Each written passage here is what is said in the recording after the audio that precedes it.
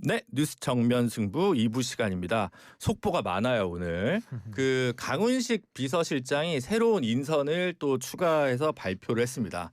사실 아직 인선이 안 된 자리가 많다고 하더라고요. 그래서 간단히만 요약해드리면 중앙선거관리위원 후보자의 위철한 변호사, 그리고 부총리급 국민통합위원장의 이석연 전 법제처장, 그리고 장관급이죠. 국가건축정책위원장의 김진애 전 의원, 그리고 대중문화교류위원 공동위원장의 최유영 장관과 함께 가수 박진영 씨. JYP. 네, 그리고 인사수석에는 조성주 한국법령정보원장, 이렇게 좀 인선이 됐네요. 뭐 주목할 만한 인선 뭐가 있다고 보십니까? 우선은 지금 이제 인수위 없이 출범했기 때문에 공석인 자리들 많이 좀 메꿔야 되는 이런 인사 수요가 많은 상황인데, 뭐 이철환 변호사는 이제 이재명 대통령 사법연수원 동기로 잘 알려져 있는 분이고, 뭐 이석연 처장도 보수 확장성으로 이제 영입이 된 이런 분들, 그리고 김진애 전 의원도 사실은 건축의 전문성을 살려서 좀 장관급 기관의 기관장으로 내정이 된 거기 때문에 저는 전반적으로 뭐 평이하게 잘한 인사 아니냐는 생각이 들고, 박진영 씨, 가수 박진영 씨가 이렇게 공직에 들어간 부분은 상당히 좀 논란, 깜짝 인사 아니냐. 그러니까 처음에 그 민주당 부대변인 박진영 씨가 이렇게 영전하나라고 잠깐 착각을 했었는데 약간의 이해관계 충돌은 있는 거 아닙니까? 네. 본인 회사의 지금 대표 아니에요? 아마 그렇죠. 예. 네, 근데 JYP 엔터테인먼트요. 네. 네. 그래서 뭐 하여튼 SM이나 이제 뭐 YG 좋아하시는 분들께서는 좀 섭섭해하실 수 있겠다. 뭐 이렇지만 어쨌든. 카테고리를 어디로 잡느냐에 따라 다르죠. 아, K-팝이 아니라 네. 트롯 쪽이어야 했다. 아니요. 그런 뜻이 아니라 네. K-팝 이런 위상이 있다 이렇게 생각하면 뭐 JYP든 SM이든 다 그런 거고. 근데 이제 기획사별로 네. 그 팬덤이 다르면 네. 왜 JYP 사장만 들어가냐 뭐 이렇게 생각할 수 있고. 그렇죠. 네. 하여튼 근데 뭐 이수만 씨는 사실 중국 쪽에서 지금 활동하시고, 네. 양현석 대표가 뭐 하기 여기가 좀 어려울 것 같네요. 준우이키예요. 모르는 게 없어요. 아닙니다. 어쨌든 뭐 이런 잠깐 인사 소식 뉴스로 네. 좀 전해드렸고요. 다시 국민의힘 그리고 국회로 돌아오도록 하겠습니다.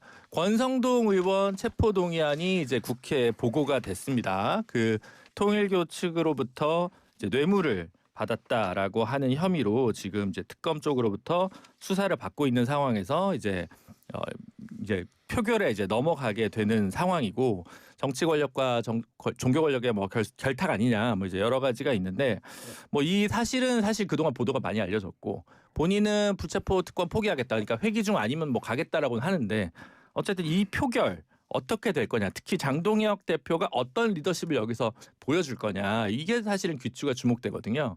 근데 아무래도 이 인신에 관한 부분은 무기명으로 하기 때문에 누가 찬성했고 반대했는지까지 우리가 모르지만, 네. 그래서 전반적인 이제 기조는 뭐 국민의힘도 사실 국민적 비난을 상당히 이건 의식할 수밖에 없는 행보기 때문에 이런 범죄 혐의가 상당히 중할 뿐만 아니라 이런 개인 부정부패가 연루된 사안까지도 방탄으로 임하기는 상당히 쉽지 않을 것이다. 정치적 부담을 좀 고려할 것 같고요. 권성동 의원 같은 경우는 원조 윤핵관 출신이기도 하고 본인이 또 검찰 출신이다 보니까 그동안에 이런 수사를 제대로 받아본 적이 없어요. 그래서 네. 이번에 특검에 의한 수사가 아마 제대로 된 수사를 정말 받는 그런 첫 번째 케이스가 되지 않을까 싶고, 이 통일교와 국민의힘의 유착이라는 정말 전대미문의 이런 사건 속에 가장 핵심에 있는 인물이 권성동 의원이거든요. 네. 그래서 저는 지금 뭐 오고 간 금품들이나 또 정당을 통일교에서 사실상 접수하기 위한 여러 가지 행동들, 여기에 대한 죄질이 너무 무거울 뿐만 아니라 최근에 그 택배기사님을 통해서 그 증거인멸을 하고자 했던 그 권성동 의원 측의 녹취가 이미 공개가 된 바가 있어서 저는 뭐 구속영장 발부는 거의 뭐 확실하다라는 생각이 듭니다. 그러면 장동혁 대표는 오늘 정청래 대표 연설도 있고 하니까 어쨌든 당론으로 반대한다로 갈 거다, 아니면 자유투표에 맡길 거다, 어느 저는 쪽으로 뭐 보세요? 자유투표로 가서 그냥 다 파란불로 가결시키는 걸로. 비록 장동혁 대표라도 예. 그것은 자유당론으로 할 것 같다. 아니, 그래야 뭐 서로가 뭐 모양이 좋겠다라는 생각을 하지 않을까 싶습니다. 저는 이게 자유투표로 갈 것 같은데, 네. 자유투표로 가게 되면 두 가지 안에서 국민의힘 의원들이 내적 갈등을 겪을 것 같아요. 하나는 말씀하신 여론의 시선이라고 하는 정적 부담, 또 하나는 권성동 의원이 출석할 때 뭐라고 얘기했냐면 이 수사가 당의 뿌리를 흔든다고 했어요. 근데 그러면 이 얘기 무슨 얘기냐면 국민의힘 의원들이 실제로 내란 특검과 김건희 특검을 바라보는 위기감 같은 것들이 말하자면 찬반에 반영될 수 있다. 그래서 나는 권성동의 개인 비리에 옹호하는 게 아니라 이 수사가 진짜로 우리 당의 뿌리를 흔드는 어떤 데까지 들어올 수 있다. 이 점에서의 어떤 반란, 뭐 집결 뭐 이런 것들을 지켜보는 게 포인트가 아닐까 근데 싶습니다. 그게 반란에 큰 의미가 없는 게 이미 부결표를 던져도 그렇죠. 어차피 가결은 상수기 때문에 만약에 반란표를 던져서 그걸 막을 수 있다면은 뭐 정치적 부담까지 감수하면서 이제 부결을 할 수 있겠지만은 지금은 이제 통과가 유력한 네. 상황에서는 뭐 반란표도 큰 의미는 없다. 큰 의미는 예, 없다. 실효성이 없습니다. 통과는 지금. 유력이 아니라 이제 시간 문제죠. 그 100% 죠. 네. 이런 상황에서 근데 사실 권성동 의원은 예전에 강원레드 채용 비리 의혹 사건에서는 네. 무혐의를 받았습니다. 네. 그래서 엄청난 피해가기 기술을 보여주셨죠. 어쨌든 뭐 그거는 이제 네. 보기에 따라 뭐, 다르지만 이건 수사를 저의, 받으신 적이 있고 문재인 그 정부 사건을 당시에 보도했던 저희의 시각입니다. 네, 무혐의 받은 적이 있다라는 거고 오늘 그런 상황에서 권성동 의원이 이제 또 필리핀 차관 사업과 관련해서 다소 부적절한 행태가 있는 거 아니냐라는 보도가 있었고 이걸 또 이재명 대통령이 콕 집어서 이렇게 뭐 카톡으로 보내는 장면도 보도가 됐다고 하는데 마침 이 기사를 보도하신 김한 기자님 나와 계십니다. 아유. 네, 무슨 내용인가요? 그러니까 이게 저희 팀에서 보도를 한 내용인데 이제 그 윤석열 정부 들어서 EDCF 예산이 굉장히 늘었습니다. 그러니까 공적 원조 개발을 많이 하겠다라는 게 윤석열의 의지였는데 그 과정에서 지금 뭐 캄보디아 ODA 이런 것들이 문제가 되고 있는데 저희가 이제 취재를 하는 과정에서 필리핀에 한 7천억 규모의 교량 사업, 다리를 저어주는 사업이 있는데 이 사업을 이제 필리핀 정부가 보통 이런 차관 신청을 할 때 정부 간에 사전 협의를 합니다. 네. 근데 사전 협의 없이 신청서를 보낸 거예요. 그러니까 기재부가 그럼에도 불구하고 이제 필리핀이 중요한 공적 개발 원조를 하는 국가이기 때문에 검토를 합니다. 그래서 검토를 해서 한 3개월 정도 검토를 해요. 네. 그래서 최종적으로 지원 불가 판정을 내렸습니다. 아. 그게 2024년 2월 달의 일입니다. 24년 2월. 네. 네. 근데 24년 2월 달에 권성동 의원이 직접 최상목 경제부총리를 접촉합니다. 그래서 이 사업을 지원을 좀 해주면 안 되냐. 이 사업을 하게 되면 대우건설이랑 삼부토건이 들어올 거다. 이렇게 이제 언급을 했다고 해요. 삼부토건이요. 네, 삼부토건. 네. 그 삼부토건입니다. 네. 그래서 기획재정부가 다시 알아봅니다. 대우건설에. 이 사업을 그러니까 기획재정부가 이 사업이 불가하다고 판단한 논리 세 개는 뭐냐면 이 사업이 현실적으로 가능하지가 않다. 필리핀의 도로교통 시스템을 감안했을 때. 두 번째, 이 사업을 필리핀에서 주관해야 하는 업체가 투명하지가 않다. 부정부패 연루기업이다. 그다음 세 번째, 필리핀에 이미 공적개발 원조를 많이 해주고 있기 때문에 이 사업을 해주고 안 해주고가 한국과 필리핀의 외교 관계에 큰 영향은 없을 거다. 그렇기 때문에 우리는 지원 불가다. 이렇게 판단을 한 거거든요. 근데 이제 여기에 대우건설이 하겠다고 권성동이 설명을 하니까 기재부에서 대우건설이 문의를 합니다. 니네 정말 이걸 할 거냐? 근데 대우건설이 우리는 계획이 없다. 라고 답변을 합니다. 네. 그리고 삼부토건에 실제 이 사업을 추진하는 그러니까 뭐 브로커라고 불러야 될까요? 관계인이라고 불러야 될지 모르는 사람이 삼부토건에 찾아갑니다. 네. 그래서 삼부토건에 이런 거를 정부에서 지원을 받아서 할 건데 들어와라 이 사업에 라고 해요. 근데 삼부는 이미 그때 그런 사업에 들어갈 여력이 없는 회사였습니다. 네. 그러니까 이 실체가 없는 거죠. 근데 그럼에도 불구하고 윤핵관 중에 윤핵관인 권성동 의원이 부탁을 하니 기재부가 소출입은행에 다시 이 사업을 가서 필리핀에 가서 면담을 하고 와라 이렇게 지시를 합니다. 아, 현지 답사를 한번 가봐라. 네. 그래서 필리핀 면담을 하고 돌아와서도 최종적으로 지원 불가예요. 결론은. 그러니까 권성동 의원이 이때 어떡하냐.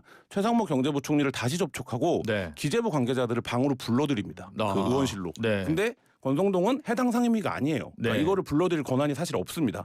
근데 불러들여서 권성동이 오늘 본인이 인정했는데 뭐라고 얘기를 했냐면 이건 니네가 가서 일본이나 주라고 했냐. 이건 외교적인 결례다. 이 외교 문제가 될 수 있다. 이렇게 강하게 압박을 합니다. 그리고 재차 최상목을 접촉합니다. 그래서 이 사업을 해주라고 합니다. 그러니까 결국 어떻게 되냐. 이게 이제 한 7천억 규모대의 사업이었는데 기재부가 그러면 사업을 줄여. 한 1,500억대 규모에서 이거를 사업을 한번 타당성 보고서를 다시 갖고 와. 네. 근데 기재부가 그렇게 발주하는 타당성 보고서는 한 95% 정도는 실제 사업 추진이 돼요. 그러니까 사업 전 단계라고 보시면 돼요. 네. 그렇게 되는데 문제는 뭐냐면 이미 2024년 2월 달에 사업 불가 판정을 내릴 때 사업을 축소해도 의미가 없다.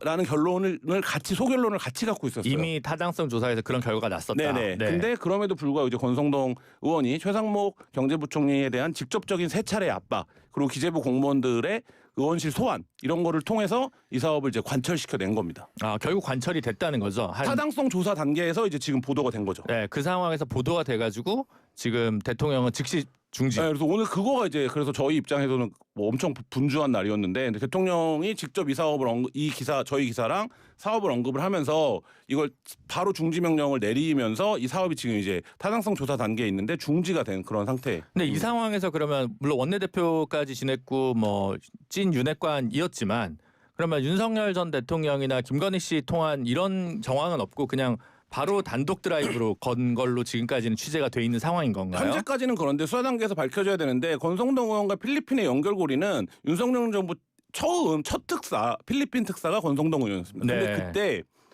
원내대표였어요. 근데 그때 원구성 협상이 안 될 때예요. 근데 왜 원내대표가 필리핀 특사를 가냐 이 논란이 굉장히 시끄러웠습니다. 그때 좀 의아했죠. 의아했죠. 네. 그리고 이제 그게 하나의 키입니다. 그러고 나서 이제 필리핀 관련 행사에 권성동 의원이 굉장히 많이 등장하는데 여기에 놀랍게도 윤석열 수혜지라고 일컬어지는 대우건설과 삼부토건이 콕 집어지는 거예요.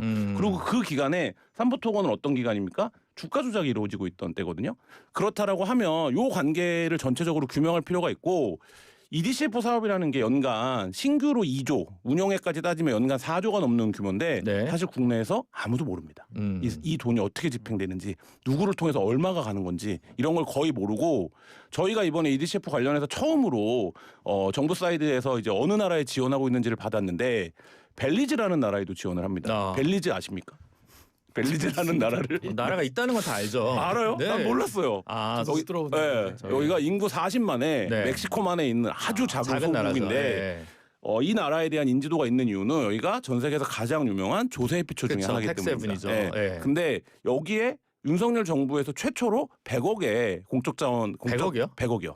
공적 자금이 나가는데 네. 문제는 이렇게 국가가 추가되고 금액이 정해지면 심의 과정에 대한 뭔가 절차적인 근거들이 남아 있어야 되잖아요. 그렇죠. 예. 그런 부분들이 지금 전혀 없습니다. 아, 확인이 안 되고 그러면 있어요. 벨리즈 출장 한번 가셔야겠네요. 아 너무 멀더라고요. 제가 지도에서 찾아봤는데. 아, 좋아할 줄 알았는데.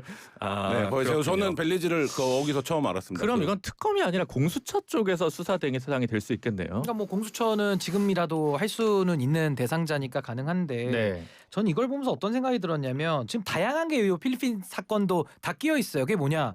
건설 끼어 있죠. 또 외교 끼어 있습니다. 외교는 뭐 캄보디아, 네. 우크라이나 우리가 다 익숙하게 지금 알고 네. 있는 게 이제 필리핀까지 되는 건데 이 건설도 지금 뭐 서희 건설이니 뭐 삼부 토건이니 왜 이렇게 건설들이 많이 튀어나오며 거기다가 김건희 양평 고속도로 노선 조작, 노선 변경도 우리가 다 네. 잊혀져 있잖아요. 네. 그러니까 이런 것들 종합했을 때 권성동이라는 윤핵관 그 권력자가 사실상의 어떤 이권에 있어서 뇌물을 받은 거 아니냐라는 생각과 어떤 브로커 짓을 한 거 아니냐 이런 생각을 하기 충분하거든요. 그러니까 결국에는 캄보디아 ODA라는 거는 그 눈먼 돈을 갖다가 해먹은 거고 네. 또 지금 이 EDCF라고 하는 이 지원 자금에 대해서도 뭔가 지금 보이지 않는 손들이 작동했는데 이게 지금 세상 앞에 드러나고 있는 이런 상황이라서 저는 뭐 공수처가 됐든 특검이 됐든 가장 엄정한 수사를 통해서 이 부분에 대한 국민들의 세금 낭비되지 않는 이 부분에 대해서는 저는 엄정한 수사가 반드시 필요하다. 책임을 물려야 된다. 근데 아직까지 이제 사업이 나간 건 아니고 타당성 조사 단계에서 이제 그친 거네요. 네, 그러니까 이게 윤석열 미수 정부가 사건이죠, 이제 미수 미수가 된 거죠. 사건. 네. 왜냐하면 중간에 끝나버렸으니까. 뭐 이제 미수인지 아닌지는 좀 애매한 애매한 부분이 부분이 있습니다. 있죠. 네, 예. 뭐 아니, 뇌물을 수사가 받았다는 필요한 것도 거죠. 아니고 예. 의혹이 있다. 조금 왜 그런 일을 했는지에 대한 의혹이 있다라는 정도로 일단은 저희는 이제 무죄 추정의 원칙을 존중하기 때문에 아, 네. 네. 그렇습니다. 레거시 미디어입니다. 네. 네. 그런 상황이 있으니까 어쨌든 이 부분은 근데 어쨌든 본인이 바이라인이 있는 그러니까 이름을 올린 기사를 지금 대통령이 직접 언급을 하셨는데 김한 기자 팀에서는 지금 어떻게 오늘 굉장히 바빴습니다. 네. 여러 후속 기사들을 썼고요. 네. 그리고 이제 이게 즉각 중지 명령이 내려지는 거는 또 기사를 쓰고 나서 하루 만에 처음 겪는 일이라 굉장히 네. 좀 바쁜 하루였습니다. 아유 하여튼 뭐 의미 있는 보도였고 좀 뭔가 변화가 바로 일어나는 네. 일이니까 언론인으로서도 좀 보람이 있는 게 아닌가 싶습니다. 네. 그 이제 그 원내대표 이제 였는데 원내대표 얘기하니까 추경호 네. 전 원내대표 얘기도 이제 한번 해봐야 될 것 같은데 지금 그 특검에서 추경호 원내대표 때문에 계엄 해제 표결을 못한 국민의힘 의원들이 있고 이분들이 피해자다. 네. 이런 혐의로 해가지고 수사를 계속 진행하고 있다. 이런 보도가 나왔어요. 그러니까 이제 뭐 법률적인 적용은 이제 특검이 더 하겠습니다만은 직권남용으로 본다면은 이제 직권남용의 피해자가 이제 국민의힘 의원들 심의 표결권을 방해받았다 이제 이렇게 되는 것이고요. 더 나아가서는 추경호 원내대표의 가담 여부에 따라서 내란의 주요 임무 수행자로 판단이 될 수도 있거든요. 네. 그러니까 거기에 대해서는 이제 특검이 채집된 증거나 그 동안에 추경호 전 원내대표에 대한 조사 여부 이런 것들을 다 종합적으로 고려해서 아마 법률 적용은 하겠습니다만은 이 회의를 방해한 부분, 그러니까 계엄의 해제 요구 권한의 행사를 방해한 부분에 대해서는 일단 행위 자체는 있는 것이 분명하기 때문에 네. 저는 뭐 특검이 조만간에는 결론을 내리지 않을까 싶습니다. 저는 근데 뭐 이 직권남용 피해자가 됐다라는 게 약간 좀 기묘한 상황이어서 이게 이제 오늘 뉴스가 되는데 네. 법리 적용을 하면 이제 가해 피해 구도에서 그렇게 볼 수는 있지만 이게 이제 말하자면 특검 수사에서 얼마나 대단한 의미가 있는 것인가 이건 잘 모르겠습니다. 네, 실제로 여기 관련해서 이제 뭐 한동훈 전 대표라든가 물론 이제 그분은 저기 국회의원이 아니었기 네. 때문에 뭐 하지만 참고인 조사 요청 받았는데 응하지 않는 것 같고 김용태 의원 같은 경우도 응하지 않겠다고 그러니까 저는 그 하는 것 부분에서 같고. 특검이 너 피해자다 국힘 의원들이라는 거를 포지션을 강조해 주는 건 네. 수사에 대한 어떤 협조나 말하자면 진술을 기대하는 전략이 아닌가 수사 전략이 아닌가 이런 생각도 오늘 들었습니다. 네. 그래서 조경태 의원이랑 김예지 의원은 참고인 신분으로 이제 출석을 했다. 이제 이런 정도로 알려져 있는데 하여튼 좀 흥미로운 법리 구성이긴 합니다. 네. 네. 어쨌든 피해자가 뭐 있어야 되지 않냐라고 하는 주장이 있을 테니까 이제 특검에서 고심을 하는 것 같고 그래서 뭐 이거 관련해서도 이따가 이게 또 박용수 특검 때도 비슷한 논리가 하나 있었어요. 예를 들면 이게 이제 최순실이 국정 개입을 하면서 정당한 의사결정을 할 수 있는 공무원들의 권리가 침해됐다 이런 논리로 특검이 논리를 구성한 적이 있었거든요. 그러네요. 그러니까 그 논리처럼 이제 보입니다. 그래서 이 직권남용을 통해서 뭔가 이제 피해를 본 것이 네. 무엇이냐 정상적인 업무를 방해했다라고 하는 이제 지적이 되겠죠. 네, 알겠습니다. 하여튼 특검 소식은 이따가 4부에서 또 저희가 김태현 기자님과 함께 좀 더 구체적으로 짚어보도록 하겠습니다. 그다음에 저희가 어제도 이제 김재원 최고위원 국민의힘 나왔었어요. 근데 이제 유튜버들 보수 혹은 극우 유튜버라고도 칭해지는 평가받는 분들의 영향력은 이미 전당대회에서 충분히 확인됐다. 그래서 장동혁 대표가 이들을 도저히 무시할 수 없을 것이다. 이렇게 또 얘기를 하셨어요. 근데 이제 최근에 보면 또 이제 뭐 전한길 씨 같은 경우는 뭐 무섭게 유튜버 구독자가 늘어나고 있고 그래서 이런 상황이어가지고 이 그 극우 유튜버들의 영향력 강화 그와 함께 보수 위기 혹은 보수 균열 혹은 뭐 보수의 상태에서 이것이 미치는 영향 이거에 대해서 지금 분석들이 굉장히 분주하거든요. 특히 장동혁 대표가 어떻게 나아가야 되냐 이런 거 관련해서 우리 보수 패널 신인규 변호사님께서 어떻게 보고 계십니까? 그러니까 이게 마치 그 신천지나 통일교와 손잡았던 그 후과를 누리는 거랑 비슷합니다. 결국 그 팬덤을 기초로 한 그 유튜버들의 그 여러 가지 그 선거 때 도움을 받는 부분 그것과 도움 받고 나서는 또 그 사람들한테 빚을 갚아야 되니까 사실 그 국민의힘 쪽에 있는 그 극우 유튜버들의 특성 자체가 결국 자신의 사리 사욕이거든요. 본인에게 이익이 되는 쪽으로 정치 권력을 사유화하는 이제 그걸 위해서 그 당직을 어떻게 보면 조종하고 이용하는 이런 상당히 그 안 좋은 관계 형성이 되는 거기 때문에 네. 장동혁 대표도 본인이 당대표 될 때 어떻게 본인이 당심이나 민심을 스스로 정치적인 역량을 가지고 얻어온 게 아니라 전한길 씨와 같은 정말 국민 대다수가 동의할 수 없는 그런 주장을 피는 사람들에게 사실은 꽃가마로 태워져 가지고 당대표가 됐기 때문에 앞으로도 굉장히 좀 불행한 운명은 이미 태동되어 있는 거 아닌가 그런 생각이 들고 지금도 아니나 다를까 극우 유튜버들 중에 일부 유튜버들이 지방선거 때 그 안락한 지역구들 벌써부터 몇 개씩 의성 그 기초자치단체장이나 이런 자리 내놓으라는 이런 고모 박사님. 뭐 협상들을 벌써 하고 있어요. 그러니까 이게 참 예견된 어떤 수순인데 저는 이런 정치 행태는 이제 근절돼야 되지 않을까 저 그런 생각이 듭니다. 저는 지방선거 전까지는 그래도 영향이 있을 거예요. 영향이 있다라고 믿을 거예요. 왜냐하면 지방선거라 해서 현실 자각 타임이 한번 와야 그 다음에 이제 현생을 살 수 있는 거거든요. 네. 그래서 그때까지는 아마 갈 텐데, 근데 지금 뭐 객관적으로 보나 아니면 어떻게 보더라도 당내 선거에 영향을 미칠 수는 있겠지만 전국 단위의 전 국민이 참여하는 선거에서 이들이 큰 영향력을 갖기는 힘들고 비근한 예가 그 황교안 대표 체제 때 이거 봐라 보수 우파가 숨어 있다가 이렇게 태극기를 흔들고 나오니까 우리가 선거에서 압승할 거다 이렇게 봤지만 그때 어떻게 됐습니까? 국민의힘에 몰락이 시작된 거 아닙니까? 역대 최저 의석이었거든요. 당시. 103석. 네. 뭐 그런 건데 지금 이 극우 유튜버도 뭐 그런 과정을 똑같이 답습할 수밖에 없는 논리적인 회로 위에 있고 이렇게 되면 두 가지 평가가 가능한데 하나는 아직 망해가고 있는 중이다. 아직 다 망한 게 아니다. 이런 이제 시간이다. 망해가고 있는 ING 시간이다. 이거를 보수가 이거를 드러내는 사건이기도 그거기도 하고 그다음에 아까 이제 그 공천 거래나 이런 부분들을 뭐 그냥 서슴없이 얘기해 버리잖아요. 네. 이거는 뭐냐면 지금 뭐 일부 언론들이 TK 자민련이 될 거다 이런 얘기를 하고 있는데 그게 이미 이 논리 회로를 돌리고 있는 사람들은 현실적으로 그거를 받아들이고 있다. 이거를 역설적으로 드러내는 게 아닌가 이런 생각도 듭니다. 그런 상황에서 민주당에서도 사실은 노무현 대통령의 사위기도 하죠. 곽상원 의원이 김어준 너무 권력화돼 있다 이런 얘기도 하고 최근에 또 경향신문에서도 이 문제와 관련해서 심도 깊은 기사를 다뤘어요. 그러니까 사실 이게 꼭 이제 뭐 공천 이런 건 없지만 어쨌든 또 거울상으로 평가될 부분이 있지 않을까요? 어떻게 보십니까? 거울상으로 볼 수 있는 부분들이 있고 김어준의 권력화라든지 이런 부분들에 대해서 언론적인 어떤 토론이라든지 아니면 뭐 이런 것들이 활발히 일어나는 거는 저는 진작에 있었어야 되는 현상이라고 봅니다. 근데 이제